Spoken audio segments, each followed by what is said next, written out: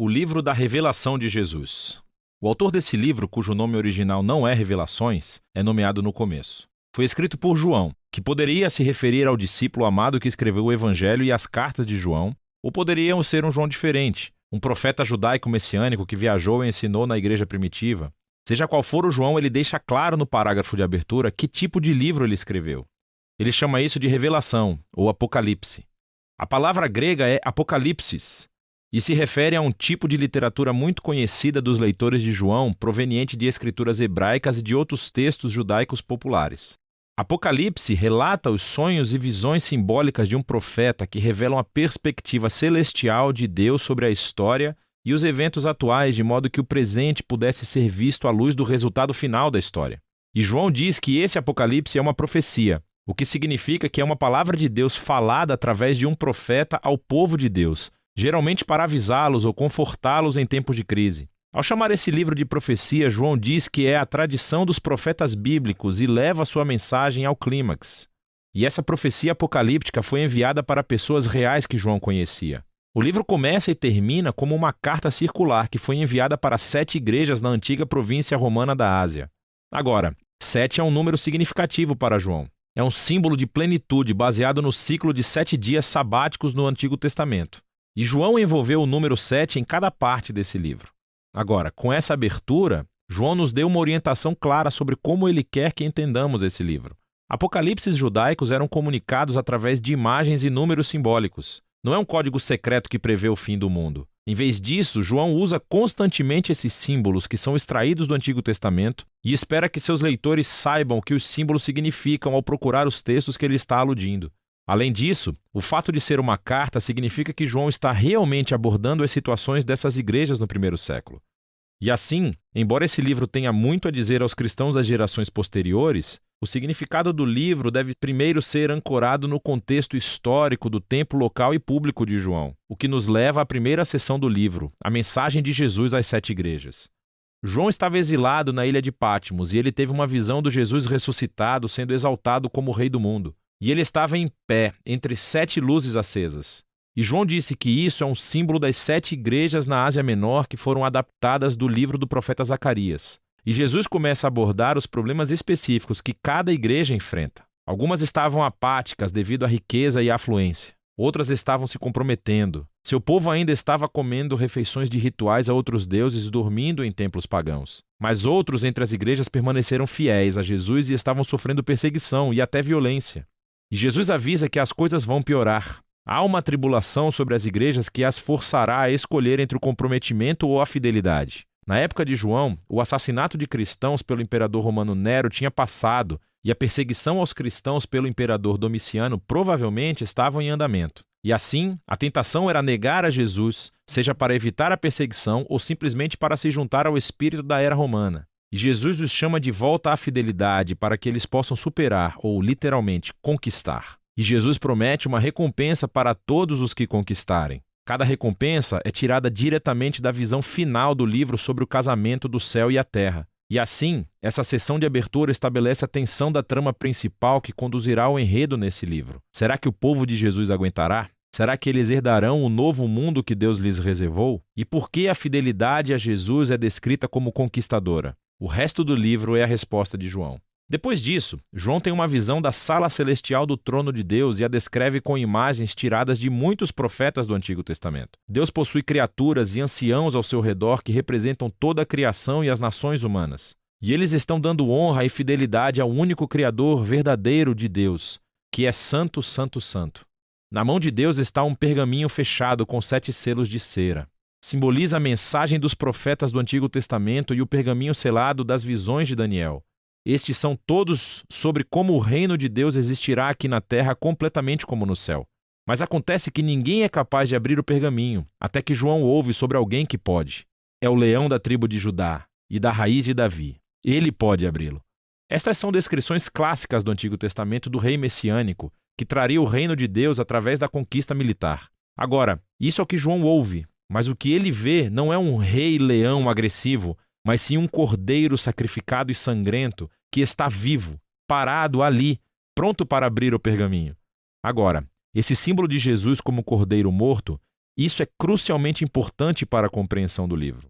João está dizendo que a promessa do Antigo Testamento do futuro reino vitorioso de Deus foi inaugurada através do Messias crucificado. Jesus venceu os seus inimigos, morrendo por eles, como o verdadeiro Cordeiro da Páscoa, para que pudessem se redimir. Por causa da ressurreição, a morte de Jesus na cruz não foi uma derrota, mas sim a sua entronização. Foi a maneira como ele conquistou o mal. E assim, essa visão conclui com o Cordeiro ao lado do que está sentado no trono. E juntos eles são adorados como o único e verdadeiro Criador e Redentor.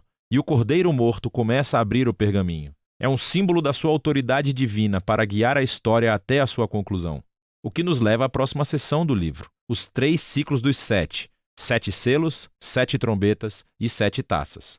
E cada ciclo relata o reino e a justiça de Deus vindo aqui na terra como no céu.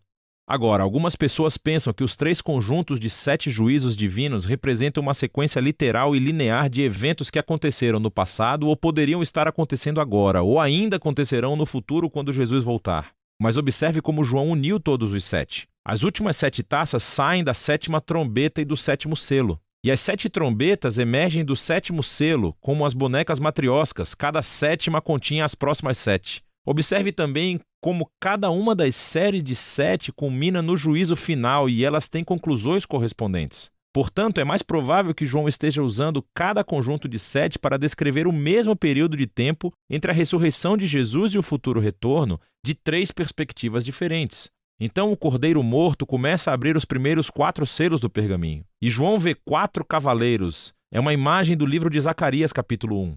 E eles simbolizam os tempos de guerra, conquista, fome e morte. Em outras palavras, um dia tragicamente normal na história humana. Então, o 5º selo descreve os mártires cristãos assassinados diante do trono celestial de Deus, e o grito de seu sangue inocente sobe diante de Deus como fumaça do altar do incenso. E eles são instruídos a descansar, porque mais cristãos ainda estão para morrer. Não nos disseram o porquê, mas nos dizem que não durará para sempre. O 6º selo é a resposta final de Deus ao seu grito. Ele traz o grande dia do Senhor, que foi descrito em Isaías e em Joel. E as pessoas da terra gritam: quem é capaz de suportar?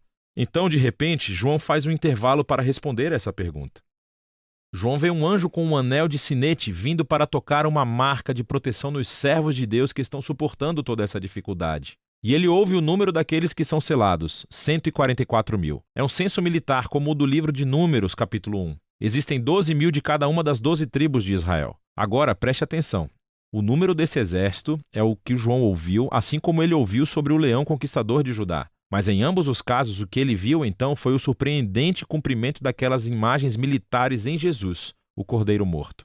Então, quando ele vê esse exército messiânico do reino de Deus, é composto de pessoas de todas as nações, cumprindo a antiga promessa de Deus a Abraão. É esse exército multiétnico do Cordeiro que pode estar diante de Deus, porque eles foram redimidos pelo sangue do Cordeiro. E agora eles são chamados para conquistar, não matando seus inimigos, mas sim sofrendo e testemunhando como o Cordeiro. Depois disso, o 7º e último selo é quebrado.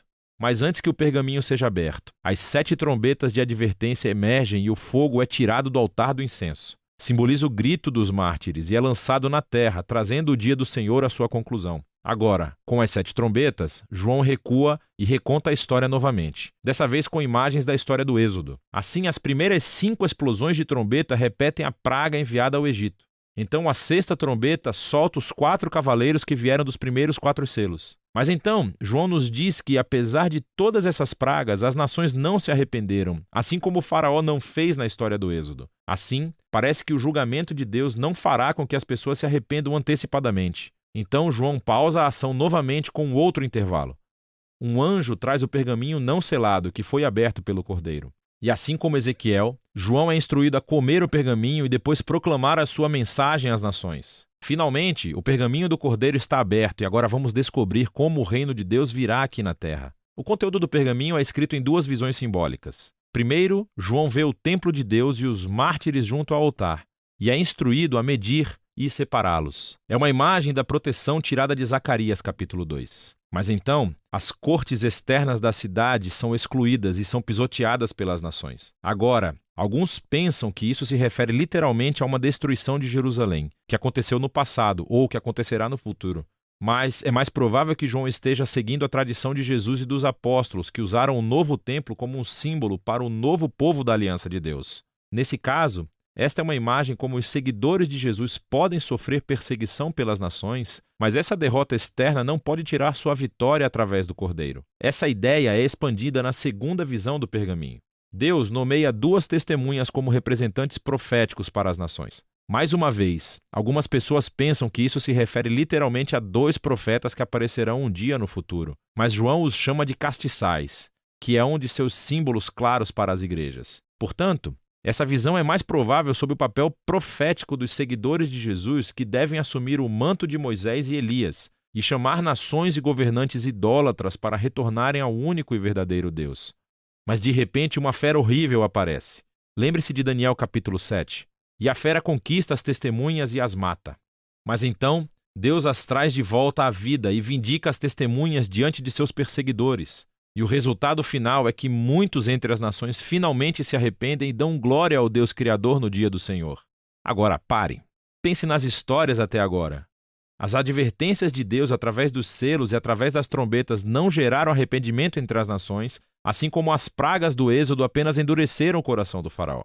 Mas o Cordeiro conquistou seus inimigos, amando-os, morrendo por eles. E agora, a mensagem do pergaminho do Cordeiro revela a missão de seu exército, a igreja. O reino de Deus será revelado quando a nação ver a igreja imitando o sacrifício amoroso do Cordeiro, não matando seus inimigos, mas sim morrendo por eles. É a misericórdia de Deus mostrada através dos seguidores de Jesus que levará as nações ao arrependimento. E essa afirmação surpreendente é a mensagem do pergaminho aberto que João colocou no centro exato de todo o livro.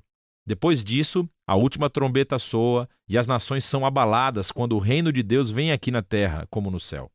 Então, agora sabemos como a igreja dará testemunho das nações e herdará a nova criação.